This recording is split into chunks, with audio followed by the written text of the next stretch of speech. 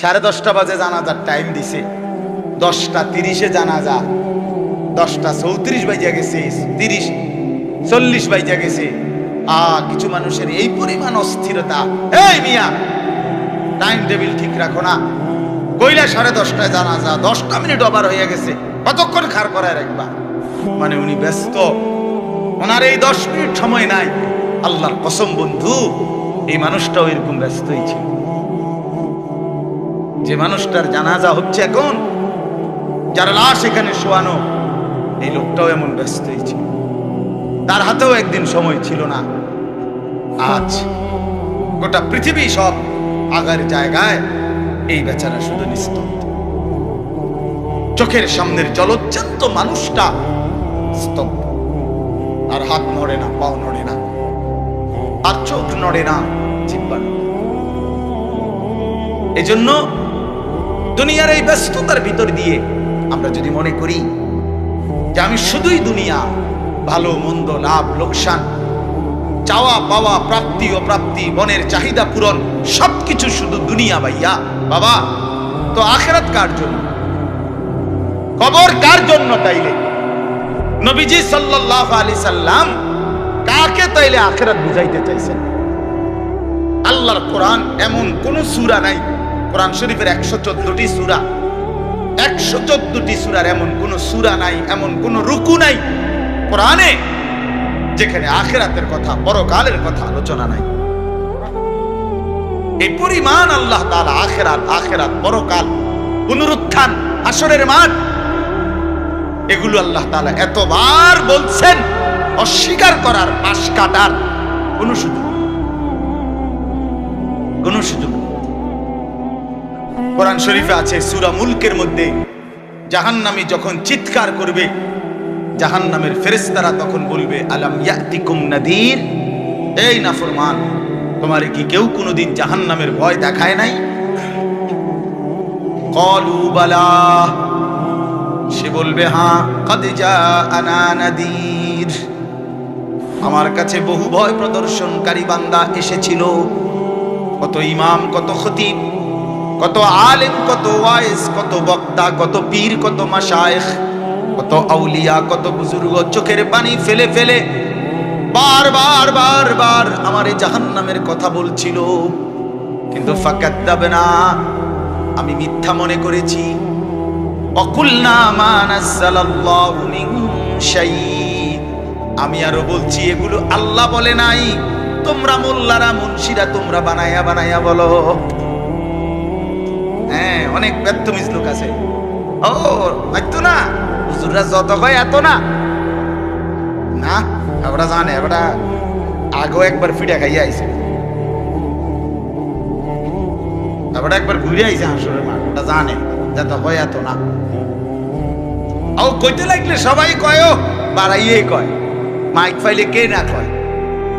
এই সমস্ত বিদ্রুপ আলেমদের কথাকে আপনি অবজ্ঞা করলেন। আসলে তো আলেমদের কথা না, কথা যদি হুজুরের কথা হইতো তাইলে না হয় আপনি ফেলে দিতেন, কিন্তু জবানে না হুজুরের কথা, তো সরাসরি আল্লাহ কথা, তো রাসূলুল্লাহর, আল্লাহর, তো সে কথা প্রত্যাখ্যান করলেন কেন? আপনি আমার কথা, আমার ব্যক্তিগত যদি কথা হয় সেটা ফেলে দেন, কথা বোঝেন নাকি? কিন্তু উলামায়ে কেরাম আপনাদেরকে নসিহতের মাধ্যমে নিজের ব্যক্তিগত হুজুরদের কথা বলে না, কথা বলেন না কেন? কার কথা বলে? আল্লাহর কথা বলে, রাসূলুল্লাহ সাল্লাল্লাহু আলাইহি সাল্লামের কথা বলে, তো সেটা বাদ দিলেন কেন? সেটা বাদ দিবেন। আমার ব্যক্তিগত কথা তো আপনাদের ধরতে বলি নাই, আমার ব্যক্তিগত কথা বলি, আপনারা দেখি গ্রহণ করেন কিনা বলেন। মনে করেন আমি কুমিল্লা ক্যান্টনমেন্ট থাকি, ময়নামতি সাহেবের বাজার, আমার মাদ্রাসা বাসা ওইখানে। তো আমি কুমিল্লা ক্যান্টনমেন্টে একটা বড় টাওয়ার আছে, গুমতি টাওয়ার, এই গুমতি টাওয়ারের নিচে আন্ডারগ্রাউন্ডে মুদি দোকান এবং তরি তরকারির দোকান। আমি প্রত্যেক দিন ওইখানে তরি তরকারি এবং মুদি যত মাল, এই যে পেঁয়াজ, রসুন, আদা, তেল এগুলো এবং মাছ তরকারি, এগুলো ওই গুমতি টাওয়ার থেকেই সবসময় কিনি। আপনারাও সবাই নিয়ত করেন, ইনশাআল্লাহ এখন থেকে সবাই কুমিল্লা ক্যান্টনমেন্ট গুমতি টাওয়ার থেকেই তরকারি এবং চাল, ডাল, তেল কিনবেন, বলেন ইনশাআল্লাহ।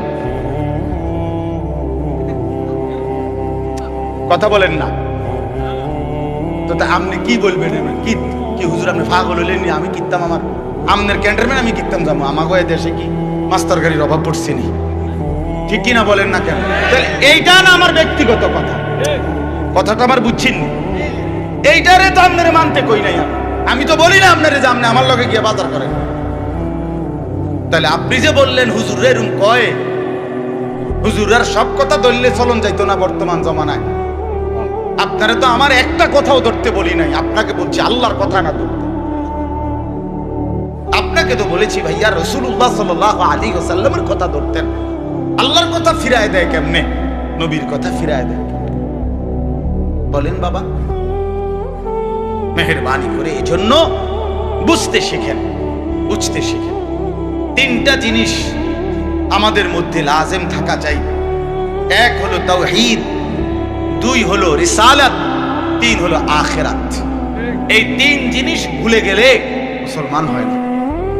তাওহীদ ভুলে গেলে অর্থাৎ লা ইলাহা ইল্লাল্লাহ, জীবনের সব ব্যাপারে সব বিষয়ে যা কিছু হচ্ছে যা কিছু ঘটছে আমার জীবনের এই সারা পৃথিবীর কায়নাতের সমস্ত নড়া চড়া প্রত্যেকটা বিন্দু বিসর্গ করছেন শুধুই একজন, তিনি আল্লাহ।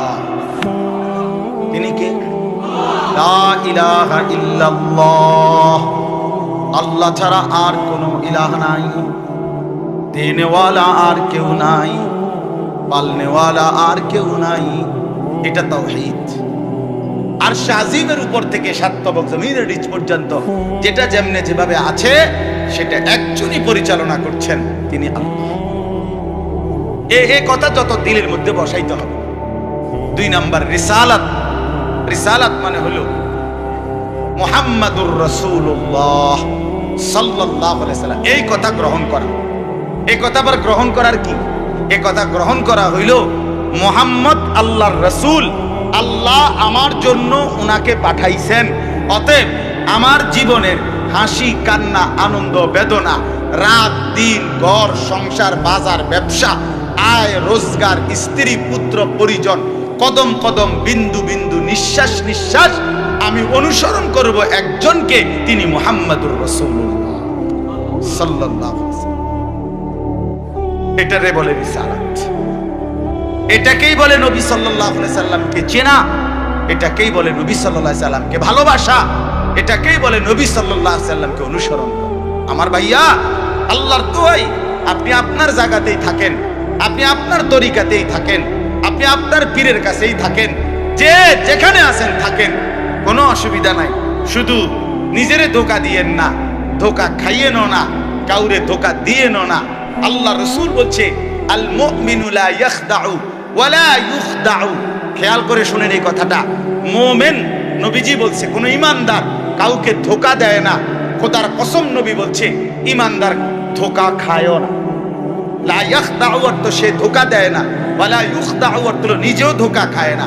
অতএব রাসূলুল্লাহ সাল্লাল্লাহু আলাইহি সাল্লামের সাথে সম্পর্ক, ভালোবাসা, মহব্বতের সবটা 100 অনুসরণের মাধ্যমে, অনুসরণের মাধ্যমে, অনুসরণের মাধ্যমে। চেহারায় যার দাড়ি নাই সে রাসূলকে ভালোবাসে না, ঘরে যার স্ত্রী বেপরদা সে রাসূলকে ভালোবাসে না, উপার্জনের মধ্যে যার হালাল নাই সে রাসূলকে ভালোবাসে না, জীবনে যার সুন্নত তরিকার অনুসরণ নাই সে আল্লাহর রাসূলকে কশিন কালেও ভালোবাসে না। ভালোবাসে বললে এটা ভালোবাসার নামে ধোঁকা, মিথ্যাবাদিতা ছাড়া আর কিচ্ছু না। হ্যাঁ, হাসরের ময়দানে মার খাইয়েন না, তারা খাইয়েন না। কথা বুঝছেন না? এখানে গাছ জোর দেখাইয়া হয়তো আমনে চিৎকার দিয়া হুঙ্কার দিয়া এই কইয়া সেই কইয়া খাইয়া দাইয়া বিরানিয়ে খিচুড়িয়ে মিল্লা পার হইয়া গেলেন আর কি। কিন্তু কবর আখেরাত এত সুঠাম। আখেরাত হাসরের মাঠ মামুর বাড়ি না, হাসরের মাঠ নানার বাড়ি না, আমনের চাচার শ্বশুর বাড়ি না। হাসরের মাঠ সেই মাঠ ১৬ লক্ষ আম্বিয়া, আদম থেকে মুহাম্মদ সাল্লাল্লাহু আলাইহি সাল্লাম পর্যন্ত সমস্ত নবী রাসূল যে মাঠের ভয়ে আল্লাহর কাছে দিবানিশি কাঁদছেন, সেই মাঠের নাম হাসরের মাঠ। সব নবী, সব নবী আল্লাহর কাছে হাসরের মাঠের ব্যাপারে দোয়া করছে। আমাদের নবী সাল্লাল্লাহু আলাইহি সাল্লাম পর্যন্ত যার কোনো গুনাহ নাই, যিনি নিষ্পাপ, সেই নবীজি পর্যন্ত 5 ওয়াক্ত নামাজের পরে সব আলেমদেরকে জিজ্ঞাসা করেন, নবীজি নিয়মিত 5 ওয়াক্ত নামাজের পরে দোয়া করতেন, আল্লাহুম্মা হাসিবনি হিসাবান ইয়াসীরা, আল্লাহ হাসরের মাঠে আমার ভয় লাগে, আপনি আমি মুহাম্মদের আপনার বন্ধুর হাসরের মাঠের হিসাব সহজ করে দিয়ে। নিজের ব্যাপারে বলছি। এই জন্য বাপ রাগ হইয়েন না। 1 নম্বর তাওহীদ, কলিজার ভিতরে ঈমান মজবুত করতে হবে। 2 নম্বরে রিসালাত, জিন্দেগীর মধ্যে রাসূলুল্লাহ সাল্লাল্লাহু আলাইহি সাল্লামের অনুসরণ নিশ্চিত করতে হবে। নিশ্চিত করতে হবে। কেন মিসওয়াক করেন না? আপনি জানেন নবীজি মিসওয়াক করতেন, এই জন্য করেন। কেন দস্তরখান বিছায়া খানা খান না? আপনি জানেন, শুনছেন যে নবীজি সাল্লাল্লাহু আলাইহি সাল্লাম দস্তরখান বিছায়া সমান জায়গায় খানা খাইতেন, এই জন্য আপনি ইচ্ছা করে এটা বিছান না। কারণ আপনার কলিজার ভিতরে সিদ্ধান্ত, আমি মুহাম্মদুর রাসূলুল্লাহ সাল্লাল্লাহু আলাইহি সাল্লামের বিরোধিতা। কেন আপনি দাড়ি কাটেন? কারণ আপনি শুনছেন নবীজি দাড়ি লম্বা করতে বলছে, এই জন্য আপনি এটা বুঝাইলেন। রাসূলুল্লাহ সাল্লাল্লাহু আলাইহি সাল্লাম আপনি কইছেন, আচ্ছা আমরে দেখাবো, আমরে দেখাম। আপনি জানেন, হ্যাঁ হ্যাঁ, আপনার বাম পাও দিয়ে ঢুকতে বাথরুমে টয়লেটে মনে থাকে না। কেন মনে থাকে না? আপনি জানেন না এটা নবীজি বলছে। কথা বলেন না, নাকি ওই কাউমি মাদ্রাসার হুজুররা কইছে?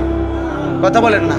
মিসওয়াক এটা রাসূলুল্লাহ সাল্লাল্লাহু আলাইহি সাল্লামের সুন্নাত না কওমি আলেমদের সুন্নাত? কথা বলেন না আপনারা। তো এটা করেন না কেন? কারে ওয়াহাবি বলেন? কারে গালি দেন? কেন গালি দেন? কি বুঝে গালি দিলেন? কেন বললেন? বলেন কি অপরাধের কারণে আমি রাসূলের দুশমন হব? কেন? আমি মিসওয়াক করি এই অপরাধের কারণে না? কথা বলেন না কেন? আমি দাড়ি রাখছি দেখে এই অপরাধের কারণে? কোন আমার স্ত্রী পর্দানশীল, আমার মেয়ে পর্দা করে, আমার ঘরে টেলিভিশন নাই, আমার রোজগারের মধ্যে আমি হারাম করার চেষ্টা করি না, তো সব ক্ষেত্রে রাসূলুল্লাহ সাল্লাল্লাহু আলাইহি সাল্লামের সুন্নাতের উপরে চলার চেষ্টা করলাম, তা আমি রাসূলের দুশমন কেন হলাম? আমি বুঝাইলাম, আমি বলতে মানে আপনি যে কোনো একজন আলেমে দ্বীনকে আপনি কেন নবীর দুশমন বলবেন? এত বড় জুলুম কেন করেন? এত বড় কেন জুলুম করেন বাবা? চা দোকানে বসে একজন আলেমের বদনাম করলেন, আপনি আন্দাজ করলেন একজন আলেমের ইলমের কদর কত?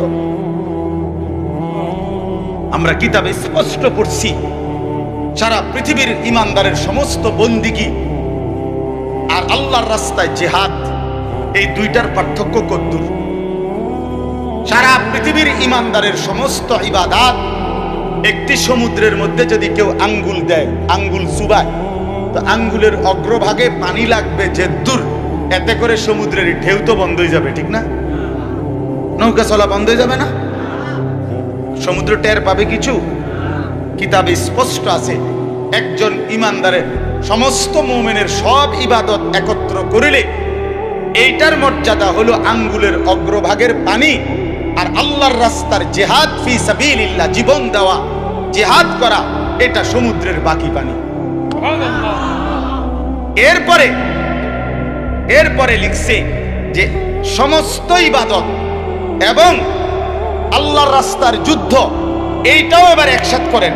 এই সবটা এবার ইবাদত এমনকি জিহাদ সবটা একত্র করিলে আঙ্গুলের অগ্রভাগের পানি, খোদার কসম, আল্লাহর কসম, ইলম, কোরআন সুন্নাহর ইলম, এইটা সমুদ্রের বাকি পানি। বিশ্বাস করি। এবার বলেন এক আলেমে দ্বীনের কদর কত? আমি কারে টিটকারি করি? কারে? ওটা আপনার মসজিদের ইমাম ৬০০০ টাকা বেতন দিয়ে কেমন চোখে লাগছে না? বেটার বেতন কম। হ্যাঁ, বেটার বেতন কম তো আপনি না কম দিছেন? উনি নি কম নির্ধারণ করছেন, আপনি না তারে মূল্যায়ন করেন না। কথা বলেন না কেন? আমাদের সমস্ত একটা স্পষ্ট কথা খেয়াল করেন, যদি এক সমস্ত মুসলমানের টার্গেট হইতো যে আমি প্রত্যেক বিষয়ে আল্লাহর কোরআন রসুলের সুন্নাত মোতাবেক চলবো, তাইলে এই পৃথিবীতে মসজিদের ইমামের চাইতে ব্যস্ত জিন্দিগি আর কেউ পালন করার কথা ছিল না। কেন? ওই মহল্লার সমস্ত মানুষের ঈমান, ইসলাম, আখিরাতের সমস্ত দিক নির্দেশনা সারাক্ষণ উনাকে দিতে হইতো। তখন উনার কদরও হইতো অনেক, তখন উনার বেতনও হইতো অনেক, উনার হাদিয়াও হইতো অনেক। কিন্তু আমাদের কলিজার ভিতরে আখিরাত লাগে না মনে হইছে, কোরআন তেলাওয়াত লাগে না, রাসূলের সুন্নাত লাগে না। মেয়ের বিয়েটার মধ্যে নবীর সুন্নাত কি এটা জানার দরকার নাই, ছেলের বিয়েটার মধ্যে নবীর সুন্নাত কি এটা জানার দরকার নাই। ওই হদ্দার মাতব্বর মিল্লা তারা ঠিক করছে বিয়েটার মধ্যে চেয়ার হইব 200, টেবিল হইব মোট 30টা, গেট হইব একটা 70,000 টাকা দামের গেট, হাইয়েস্ট গাড়ি যাব 60টা, প্রত্যেকটার মধ্যে বেড়া বেড়ি মিল্লা বইব 14 জন, তো 5টার মধ্যে 5 14 70 জন। এরপরে দিয়া গেটে দিব 2000, বাজে খরচ হইল 3000, এই হইলো 5000। এগুলো হইলো হিসাব। আর হুজুরের আইয়া কয়ে গেছে রবিবারে মাইয়াগার বিয়া, দুপুরে দুগা ভাত খেয়ে যায়। বুঝেন নাই? কিন্তু যদি সে জানতো যে রাসূলুল্লাহ সাল্লাল্লাহু আলাইহি সাল্লামের 4টা মেয়ে নবী বিয়ে দিছেন, আমি সেভাবে রাসূলের মেয়ে যেভাবে বিয়ে দিছেন আমি আমার কন্যাকে সেভাবে বিয়ে দেব, তাইলে তো ইমাম সাহেবের কাছে উনি আগে আসতো। ঠিক কিনা বলেন? ওই যে ওনার তো এটা দরকার নেই। কি আপনার বাড়িতে 3 দিন ধরে ডেক সেট বাজে, হ্যাঁ হুজুর আসলে কিতা করব, শরম দিয়ে না, ফুলাইনে আউশ করছে, ফুলাইনে সব করছে। হায় রে আল্লাহ, হায় মুসলমান, এইভাবে রাসূলুল্লাহ সাল্লাল্লাহু আলাইহি সাল্লামের হুকুমকে, সুন্নাতকে গলা টিপে হত্যা করলেন। নবীজি নিজে বলছে না, আপনারা কতবার শুনছেন, নবীজি বলছে বিয়ে আমি রাসূলের সুন্নাত, বলছে কিনা বলেন? আবার বলেন বলছে কিনা? তাহলে যার সুন্নাত তার মতো হইতে হবে না? তো রাসূলুল্লাহ সাল্লাল্লাহু আলাইহি সাল্লামের সুন্নাত বিয়ে, তো বিয়ে নবীজি সাল্লাল্লাহু আলাইহি সাল্লাম বিয়ের মধ্যে গায়ে হলুদ, ডেক সেট, এই লম্বা গেট আর গাড়ির মধ্যে ফুল, এই সব। আমি অনেক সময় অনেকেরই জিজ্ঞাসা করছি যে ভাই বিয়ে কার, বিয়ে কার? বলছে ওনার। আমি কই ফুলটা লাগাইছেন কার? বিয়ে তো প্রাইভেট কারে করানো উচিত। বেকুব যদি পুরা তার সিরা হয়, এই মাতাল হওয়ার কারণে একমাত্র তার সিরা দেখা প্রাইভেট কারের মধ্যে কি লাগাইছে। কিরে বেটা বিয়ে হইলো, এইতে ফুল লাগাইলো কোথায়? প্রাইভেট কারে। পাগল কারে কয়? এই পাগলের বাতরাম দেখে। বলেন আপনারা চাচা, আপনারা বলেন এটা বিবেক নিয়ে কথা। কি বিয়ে করে এতে ফুল লাগায় প্রাইভেট কারের? বলদ নি আমনে, এর থেকে বড় বলদ আর কি? আস্তাগফিরুল্লাহ, কি পরিমাণ বোকা আমরা। 10,000 টাকা কোথায় লাগাইলেন? 10,000 টাকা এই ফুলগুলো লাগাইতে গিয়ে 5,000 টাকা, 7,000 টাকা, 10,000 টাকা কোথায় দিলেন? 10,000 টাকা পেলে একজন এতিম সন্তান 1 বছর পড়ালেখা করতে পারত। 10,000 টাকা পেলে একজন বিধবা নারী হয়তো তার 2 মাসের চাল ডাল কিনতে পারত। আর আপনি বিয়ের গাড়িটা সাজায় নিয়ে গেলেন, মেয়ের বাড়িতে দাঁড়াইতে দেরি, পাউডা দিতে দেরি, গাড়িটা থামতে দেরি, ছেলেগুলোরে নামাইলে জামাইরে নামাই নিতে নিতে পরবর্তী সর্বোচ্চ 5টা মিনিটের ভিতরে আইসা দেখবেন একটা ফুলও গাড়িতে নাই। এত বড় বেউকুফ যেটা আমার 5টা মিনিট টিকলো না, আমি কার জন্য সাজাই? কার জন্য সাজাই?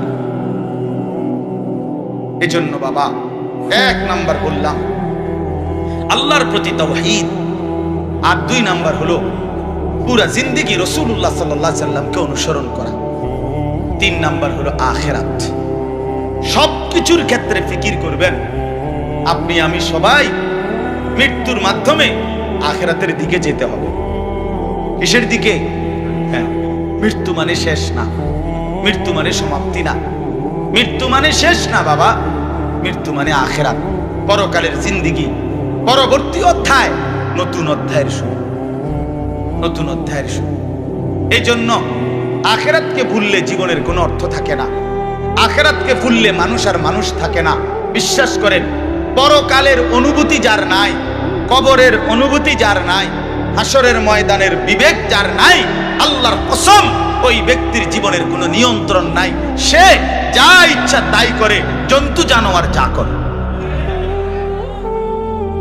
সমস্ত মানুষ যারা অপরাধ থেকে বেঁচে থাকে এবং পুণ্য কর্ম উত্তম কাজে লেগে থাকে, তার একটা মূল ফিকির তার কলিজার ভিতরে এটা আছে, আমি গুনাহ থেকে বাঁচতে হবে, আমি নেক কাজ করতে হবে। কেন? আমাকে আখিরাতে যেতে হবে। কথা বলেন না কেন? যে গুনাহ থেকে বাঁচে, কেন বাঁচে? আখিরাত আছে। যে নেক কাজ করে, কেন করে? আখিরাত আছে, আখিরাত আছে। এই জন্য এই তিন জিনিস শেখা দরকার, কলিজার মধ্যে আনা দরকার। তাওহীদ, রিসালাত, আখিরাত। বলেন কি? তাওহীদ মানে লা ইলাহা ইল্লাল্লাহ, বলেন। রিসালাত মানে মুহাম্মাদুর রাসূলুল্লাহ, আর আখিরাত মানে পরকাল। এখন আসেন শেষ অংশে। আখিরাতের এই পুরা আখিরাতের পরকালের জিন্দেগিটার উদ্বোধন, শুরু মৃত্যু। মৃত্যুর মাধ্যমেই শুরু হয়। এই আমি শুধু যে আয়াতটুকু পড়ছি আপনাদেরকে শুধু তর্জমা শুনেন। আল্লাহ তাআলা বলেন, দুনিয়ার জীবনে, এই অল্প একটু আর দুনিয়ার জীবনে যেই মানুষটা আল্লাহর নাফরমানি, অবাধ্যতা, রাসূলের বিরোধিতা, কোরআন সুন্নাহর বিরোধিতা, আল্লাহর হুকুমের বিরোধিতা করে কাফের, মুশরিক, বেঈমান, নাফরমান, পাপী হয়ে জিন্দেগিটা কাটাইছে, আল্লাহ তাআলা বলেন তার আখিরাত যে কঠিন হবে এটার প্রথম প্রমাণ হলো তার মৃত্যুর মুখে গিয়া আজরাইল, মালাকুল মউত যখন আসবে, আল্লাহর কসম আল্লাহ বলেন তার মৃত্যুর যন্ত্রণাটা হবে অত্যন্ত ভয়ানক। এটা দিয়েই শুরু হবে। সে মালাকুল মউত আজরাইলকে দেখেই আর তার রুহু কবচ দেখেই সে বুঝে ফেলবে তার পরবর্তী স্টেজ বড় বিপজ্জনক, তার সামনের জিন্দেগি বড় বিপজ্জনক। আল্লাহ তাআলা বলেন সমস্ত নাফরমান ব্যক্তির জান কবজের মুহূর্তটা খুব বেশি যন্ত্রণাদায়ক, খুব বেশি যন্ত্রণাদায়ক, খুব বেশি। এই যন্ত্রণার সিস্টেম হইল, নবীজি বলছেন প্রত্যেক নাফরমান পাপী, হাদিসের মধ্যে আছে নেককার ব্যক্তি ফেরেশতা আজরাইল অত্যন্ত সুন্দর আকৃতিতে নেককার ব্যক্তির কাছে আইসা তার রুহু কবজের সময় বলবে, হে পবিত্র আত্মা, আল্লাহর সন্তুষ্টি নিয়ে তুমি বের হয়ে আসো। আল্লাহ রাসূল সাল্লাল্লাহু আলাইহি সাল্লাম বলেন, কোন পাত্র থেকে পানি যেভাবে ঢেলে দেয় এটা যেরকম আরামসে পড়ে যায়, বের হয়, আল্লাহর কসম নবীজি বলেন নেককার ব্যক্তির রূহুটা মালাকুল মউত আজরাইলের হাতে এরকম আরামসে চলে আসবে।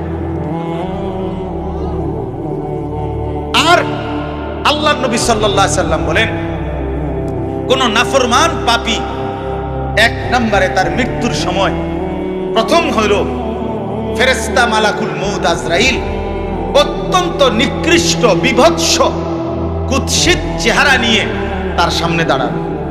আমার কাছে আরবি কিতাব আছে, ইমাম কুরতুবির কিতাব আত-তাযকিরা, এই কিতাবের মধ্যে আছে ইব্রাহিম আলাইহিস সালাম একবার আজরাইলকে বলছিল, আজরাইল কোন নাফরমান পাপী ব্যক্তির যে সময় জান কবজ করো তখন তুমি যেই চেহারা নিয়ে তার সামনে দাঁড়াও ওইটা আমার একটু দেখাও।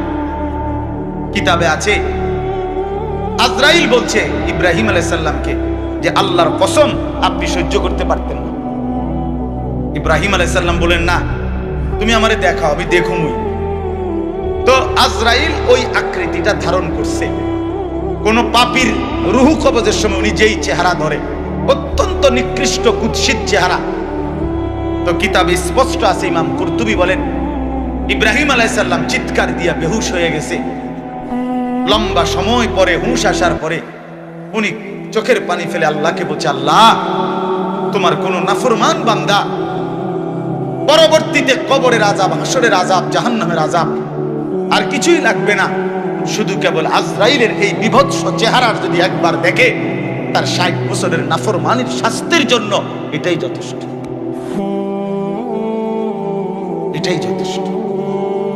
আল্লাহ নবী সাল্লাল্লাহু আলাইহি সাল্লাম বলেছেন, কোরআনে আল্লাহ বলছেন, এই মালাকুল মউত আজরাইল যখন কোন পাপী নাফরমানের জান কবজ করতে আসবে, প্রথম এই কলিজাটার ভেতর থেকে যে রূহ আছে, এই কলজার ভিতরে, কলবের ভিতরে যে রূহ, এই রূহটা ধরে টান মারবে যখন, একটা টানে কলিজাটা ছিঁড়া, রূহটা ছিঁড়া এই কণ্ঠনালী পর্যন্ত চলে আসবে। কাল্লা ইযা বালাগাতিত তারাকিয়া, কাল্লা ইযা বালাগাতিত তারাকিয়া। আর কিছুই না বান্দা, শোনো, যখন নাফরমান তোমার জান কবজের সময় রূহটা চলে আসবে কণ্ঠনালীতে, এবার রূহটা বের হতে চাইবে না, বের হতে চাইবে না, নাফরমান ছটফট করবে। আর ফেরেশতা আজরাইল, ফেরেশতা ছিঁড়া বিরা কোন জিনিসকে, কোন ধারালো লোহা, শিক, এটা যদি আগুনের মধ্যে, আপনার আগুনে পুরানো জিনিসের মধ্যে টান দেয়, তাহলে যেরকম ছিঁড়া বিরা আসে, আল্লাহর কসম, আল্লাহ রাসূল বলছে, আজরাইল যখন রূহ ধরে আবার টান মারবে, তো সমস্ত তোর শরীর ছিন্ন ভিন্ন করে এই রূহ বের করে। ওয়াকিলা মান রাক, আল্লাহ বলে আশপাশের মানুষগুলো তখন বলবে, ওই লোকের ছটফটানি দেখা, হায়, তাকে বাঁচাবার জন্য কোন ওজা ডাকো, বৈদ্য ডাকো, ডাক্তার ডাকো, কবিরাজ ডাকো, কে আছো তাকে চিকিৎসা করবে, ডাকো না, আনো না, কত ভীষণ ছটফট করছে।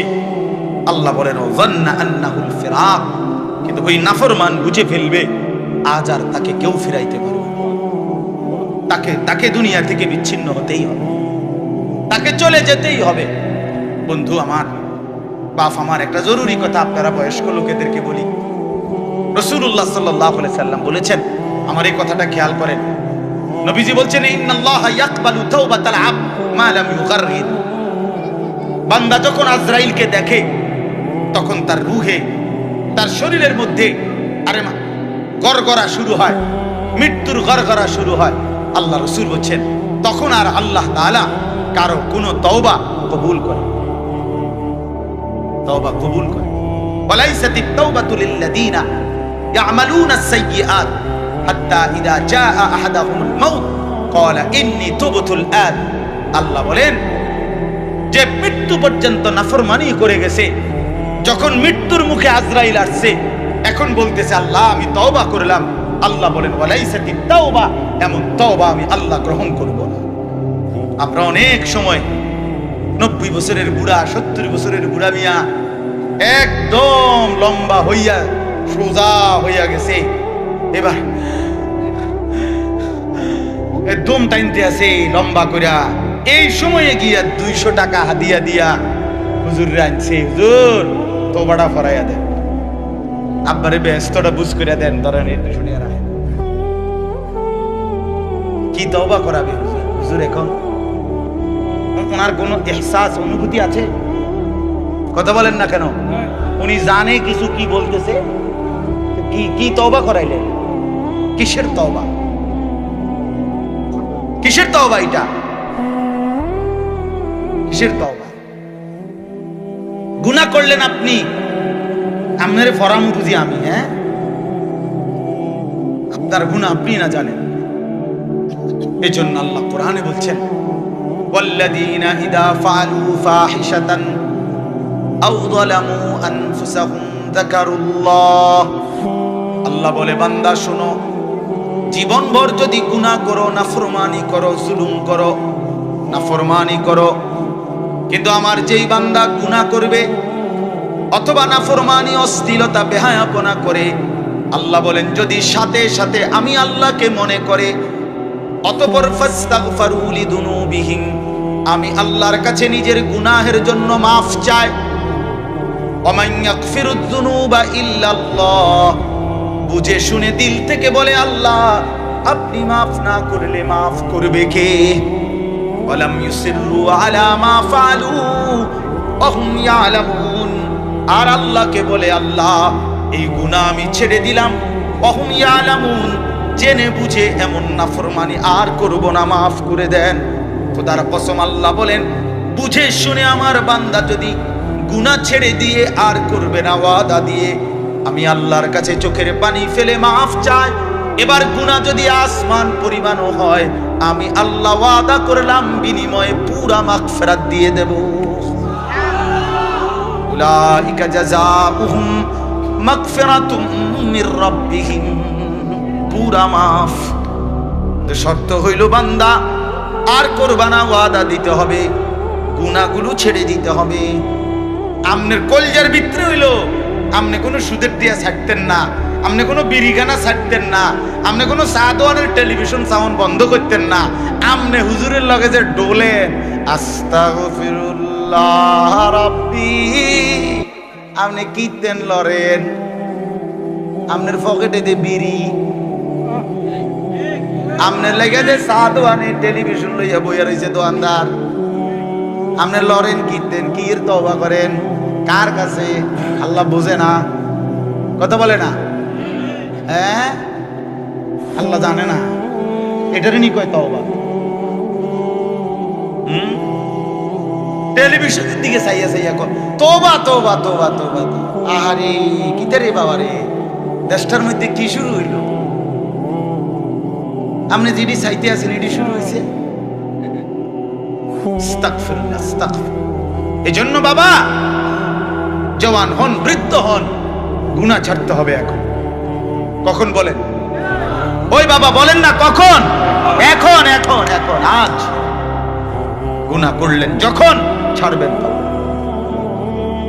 দিল দিমাগ আকল হুঁশ আছে যখন, এটা মনে রেখে। আল্লাহ তাআলা বলেন ওয়াযান্না আন্নাহুল ফিরাক, আশপাশের লোকজন তো ডাক্তার কবিরাজ লইয়া ডাকাডাকি করছে, কিন্তু সে বুঝে ফেলছে তাকে দুনিয়া থেকে আলাদা হবে, আর থাকতে পারবে না। ওয়ালতাফাতিস সাকু বিসাক, আল্লাহ তাআলা বলেন ভয়ে আর আতঙ্কে নাফরমান পাপী জান কবজের সময় তার দুইটা পাও মিলাইবার মতো ক্ষমতাও আর তার থাকবে না। পায়ের দুইটা গোছা গোড়ালি এইটা পর্যন্ত কুদুর লাগানো অথবা সরানো এই ক্ষমতাটাও থাকবে না। এতটা ভয়ে আতঙ্কে পাও নিয়ে পড়ে থাকবে যে পায়ের গোছা গোড়ালিটা পর্যন্ত নাড়াইতে পারবে। ইলা রাব্বিকা ইয়াউমাইদিনিল মাসাক, আর এই অবস্থাতেই তাকে আল্লাহ তাআলার কাছে পৌঁছতে হবে। কার কাছে বলেন না? এবার দেখেন এই কথাটা ছেলেরা তোমরা শোনো, শুনো, চাচারাও শোনেন, নওজোয়ান তোমরাও শোনো। চারটা আয়াতে কোরআনুল কারীমে আল্লাহ বলছেন, মোট 4 জায়গায়, যে আল্লাহ বলছেন মৃত্যুর যন্ত্রণা নাফরমানের অত্যন্ত কঠিন। এই জান কবজের সময় একেবারে সব সিরালাবে। তো এইটা আল্লাহ বলছেন মৃত্যুর যন্ত্রণা সবচেয়ে বেশি কঠিন। যে মৃত্যুর রুহু কবজের এটা কার হবে, কার জান কবজের সময় যন্ত্রণা হবে কঠিন? আল্লাহ বলছেন ফালা সাদ্দাকা ওয়ালা ইলা রাব্বিকা ইয়াউমাইদিনিল মাসাক ফালা সাদ্দাকা ওয়ালা সাল্লা। কেন মৃত্যু যন্ত্রণা হচ্ছে? কেন তার রুহুটা ছিঁড়া বিড়া নিতেছে? আল্লাহ বলেন কারণ হলো আমার এই নাফরমান বান্দা 1 নম্বরে আমি আল্লাহর কথায় বিশ্বাস করে নাই, 2 নম্বরে ওয়ালা সাল্লা 5 ওয়াক্ত নামাজ আদায় করে। এই জন্য আমি আল্লাহর কসম দিয়ে হাত জোর করে বলি, ভাইয়া আমার, বন্ধু আমার, ছেলেরা আমার, তোমরা যারা নামাজ পড়ো না, আল্লাহর কসম কবর হাসর আখিরাত মিজান তো কষ্ট হবেই, মৃত্যুর মুখে তোমাদের রুহু কবজের সময়ও ভীষণ কষ্ট, কষ্ট পাইবা। খুব বেশি দিন না। ফালা সাদ্দাকা ওয়ালা সাল্লা ওয়ালাকিন কাযাবা ওয়া তাওয়াল্লা। আল্লাহ বলেন বরং সে আমার কথা মিথ্যা মনে করেছে, আর আমি আল্লাহর হুকুম থেকে মুখ ফিরাই দিয়েছি। আমি বলি ডাকি এদিকে, সে যায় ওদিকে। আজান হয় মসজিদে, নাফরমান যায় বাজারে। মসজিদে জামাত চলে, নাফরমান চা দোকানে বসে বসে গপ মারে। হ্যাঁ, ওয়ালাকিন কাযাবা ওয়া তাওয়াল্লা। এরপরে আরো সাংঘাতিক কথা বলছে আল্লাহ, সুম্মা যাহাবা ইলা আহলিহি ইয়াতামাত্তা। আল্লাহ বলেন আমারে তো বিশ্বাস করে নাই, নামাজ পড়ে নাই, আমি আল্লাহর হুকুম থেকে মুখ ফিরায় নিছে, অথচ বউ বাচ্চা সংসারের মধ্যে গর্ব আর অহংকারের মধ্যে চলাফেরা করছে। অর্থাৎ এই যে নামাজ পড়ে নাই, হালাল খায় নাই, এইটা নিয়ে একটু লজ্জিত বিব্রত অনুভূতিটুকুও নাই, বরং বউ বাচ্চার মাঝে ফুর্তি করছে, বাবা বাবা।